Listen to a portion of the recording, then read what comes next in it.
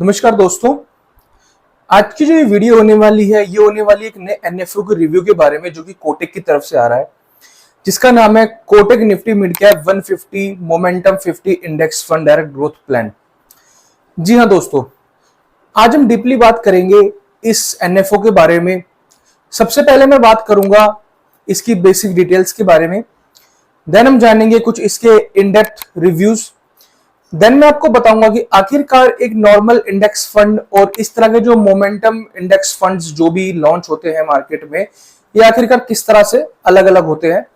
Then आखिर में हम बात करेंगे कि किस तरह के निवेशकों को इसमें पैसा लगाना चाहिए और किस तरह के ये रिटर्न्स आपको प्रोवाइड करा के दे सकता है। तो देखिए दोस्तों, अगर आप पहली बार इस चैनल पर आए हैं और वीडियो को पहली बार देख रहे हैं तो प्लीज चैनल को सब्सक्राइब करना, वीडियो पसंद आए तो लाइक जरूर करना, क्योंकि मैं इसी तरह की इंफॉर्मेटिव वीडियोस अपने चैनल पर पोस्ट करता रहता हूं और आप लोगों का प्यार है कि हम लोग इतनी तेजी से आगे बढ़ रहे हैं। तो चलिए दोस्तों, शुरू करते हैं हम आज की वीडियो को। देखिए दोस्तों, इस फंड का नाम है Kotak Nifty mid cap 150 momentum 50 index fund.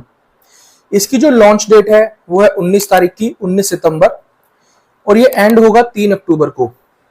जो भी लोग इसमें अप्लाई करेंगे उनको अलॉटमेंट मिलेगी 8 अक्टूबर को, और जो इसकी एनएवी होगी वो होगी 10 रुपए। अगर आप इसमें एसआईपी करना चाहते हैं तो मिनिमम एसआईपी होगी 100 रुपए की, और मिनिमम लमसम आपको करना पड़ेगा 100 रुपए का। इसमें किसी तरह का कोई भी एग्जिट लोड नहीं होगा और किसी भी तरह का कोई भी लॉक इन पीरियड इसके अंदर नहीं है। चलिए दोस्तों, अब हम लोग बात करते हैं कि आखिरकार ये एनएफओ है किस तरह का।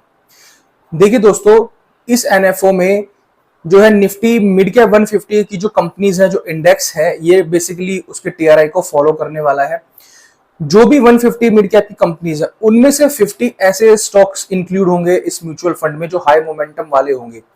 अगर मैं बहुत ही सरल शब्दों में आपको बताऊं तो मिड कैप जो है 150 कंपनीज है मिड कैप इंडेक्स में, उन 150 कंपनीज में से कुछ ऐसे स्टॉक्स भी हैं, कुछ ऐसी कंपनीज भी होंगी जो कि सबसे ज्यादा रिटर्न देने वाली होंगी। तो बेसिकली ये उन्हीं कंपनीज को शामिल करने वाला है अपने इस म्यूचुअल फंड के अंदर। ध्यान देने वाली बात ये होगी इसके अंदर कि साल में कम से कम 2 बार इसके अंदर रीबैलेंसिंग भी होगी। रीबैलेंसिंग का मतलब होता है कि उन स्टॉक्स को इस म्यूचुअल फंड से बाहर कर दिया जाएगा जो कि परफॉर्म नहीं कर रही होंगी या फिर अंडर परफॉर्म कर रही होंगी, और उस टाइम पे जो कंपनीज अच्छा परफॉर्म कर रही होंगी ये उसको इस फंड में शामिल करेगा। क्योंकि ये एक पैसिव म्यूचुअल फंड होने वाला है, ये निफ्टी 150 मिड कैप के टीआरआई को फॉलो करेगा पैसिवली, तो इसका जो एक्सपेंस रेशो होगा वो भी काफी कम होगा। तो अब हम लोग बात कर लेते हैं आखिरकार नॉर्मल जो 150 जो भी इंडेक्स होता है उससे और एक मोमेंटम 50 जो ये एनएफओ लॉन्च होते हैं, ये आखिरकार अलग अलग, ये डिफरेंट किस तरह से होते हैं। देखिए दोस्तों, अगर आप किसी भी निफ्टी 150 मिड कैप के इंडेक्स में अगर पैसा लगाएंगे तो बेसिकली आपका जो पैसा होगा वो पूरी 150 कंपनीज में लग जाएगा। अब वो 150 कंपनीज में से कुछ कंपनीज ऐसी होंगी जो बहुत अच्छा परफॉर्म करेंगी और कुछ कंपनीज ऐसी होंगी जो अंडर परफॉर्म करेंगी। तो एट द एंड जो आपको रिटर्न मिलेगा वो एक एवरेजिंग मिलके आपको कम मिलेगा।